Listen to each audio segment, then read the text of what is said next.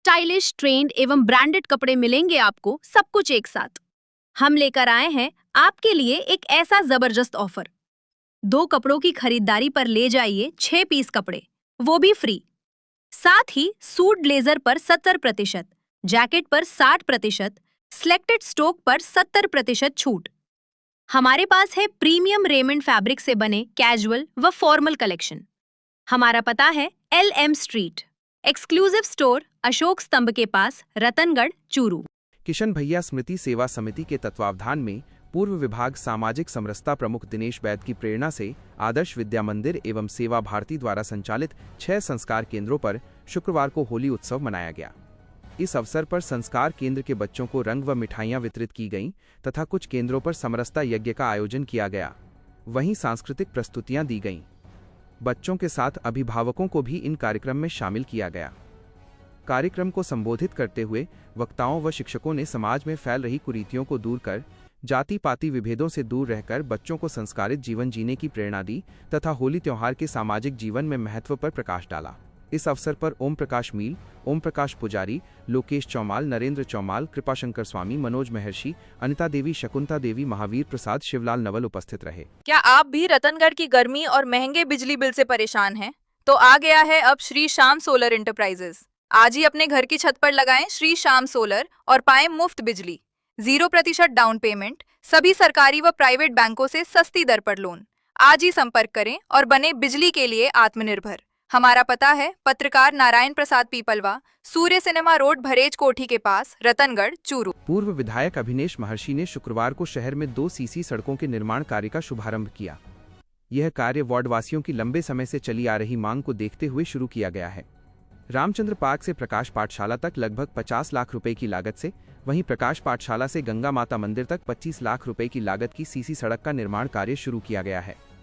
इस मौके पर महर्षि ने कहा कि भाजपा की राज्य सरकार और भारत सरकार जन कल्याण के कार्यों को प्राथमिकता देते हुए लगातार विकास के कार्य करवा रही है।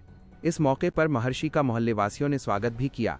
कार्यक्रम में पूर्व प्रधान संतोष तालनिया, अर्जुन सिंह फ्रांसा, भाजपा नेता महेश सैनी, ओम प्रकाश महर्षि, निरंजन रूंथला, दीपक मुरारका, भीमराज प्रजापत, रामावतार दायमा, सुरेंद्र गाडगिल सहित काफी संख्या में लोग उपस्थित थे। चर्म, एलर्जी, बालों का गिरना, तिल, मस्से एवं नाखून की समस्या से परेशान लोगों के लिए अब खुशखबरी। शहर के बीरा मंदिर के पास स्थित Bhama medical and general store पर प्रत्येक शनिवार की सुबह 11 बजे से दोपहर 2 बजे तक बाहर से आए हुए डॉक्टरों द्वारा अपनी सेवाएं दी जाती है, जिसमें इस बीमारी से ग्रसित लोगों का समुचित उपचार किया जाता है। जयपुर, सीकर एवं बीकानेर से दवा मंगवाने के लिए भी संपर्क करें।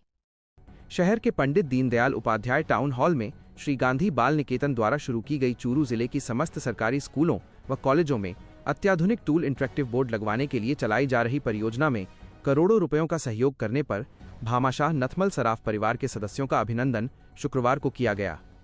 दीप प्रज्वलन से प्रारंभ हुए कार्यक्रम में भामाशाह परिवार के नरनारायण सराफ, इंदिरा सराफ, प्रदीप सराफ, मंजू सराफ का सांसद राहुल कसवा, पूर्व मंत्री राजकुमार रिणवा, पूर्व विधायक अभिनेश महर्षि एवं भामाशाह शुभकरण बैद ने अभिनंदन किया।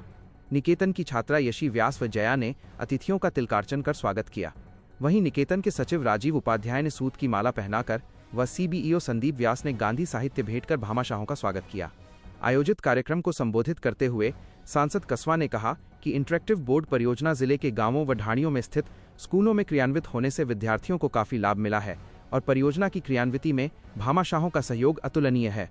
उन्होंने कहा कि डिजिटल युग में AI का इंटीग्रेशन तेजी से बढ़ रहा है, ऐसे में ये बोर्ड विद्यार्थियों के लिए काफी उपयोगी होंगे। उन्होंने शीघ्र ही सादुलपुर स्कूल के सरकारी स्कूलों में बोर्ड लगवाने का आश्वासन दिया। पूर्व मंत्री रिणवा ने सराफ परिवार की प्रशंसा करते हुए कहा कि जन्मभूमि के प्रति दायित्वों के उत्कृष्ट निवर्हन का जीवंत उदाहरण है। उन्होंने सरदार शहर ब्लॉक के स्कूलों में भी बोर्ड लगवाने का आग्रह किया। पूर्व विधायक महर्षि ने कहा कि सराफ परिवार को 7 बार राज्य सरकार द्वारा भामाशाह सम्मान से अलंकृत किया जा चुका है। ऐसे भामाशाहों का सम्मान करके हम स्वयं गौरवान्वित महसूस करते हैं।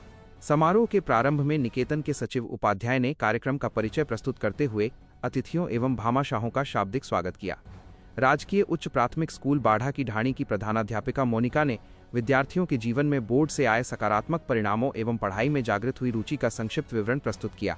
इस अवसर पर काफी संख्या में लोग उपस्थित थे। संचालन इंटरेक्टिव बोर्ड परियोजना के समन्वयक कुलदीप व्यास ने किया। अत्याधुनिक अस्पताल के अनुभवी डॉक्टर अब आपके शहर रतनगढ़ में। रतनगढ़ के चूरू बस स्टैंड के पास स्थित सुमंगल हॉस्पिटल में सभी प्रकार की आपातकालीन सेवाओं के साथ साथ अनुभवी डॉक्टरों द्वारा ओपीडी व आईपीडी चिकित्सा 24/7, आपातकाली उपचार सहित सभी प्रकार के ऑपरेशन, आयुर्वेदिक तरीके से ऑपरेशन व उपचार सहित पंचकर्म की सुविधा उपलब्ध है। पता Sumangalam hospital, Churu bus stand के पास, रतनगढ़ क्षेत्र में RUIDP द्वारा घरेलू कनेक्शन करने का क्रम जारी है और इस कार्य के लिए आमजन में जागरूकता लाने के लिए समय समय पर बैठकों का भी आयोजन किया जा रहा है।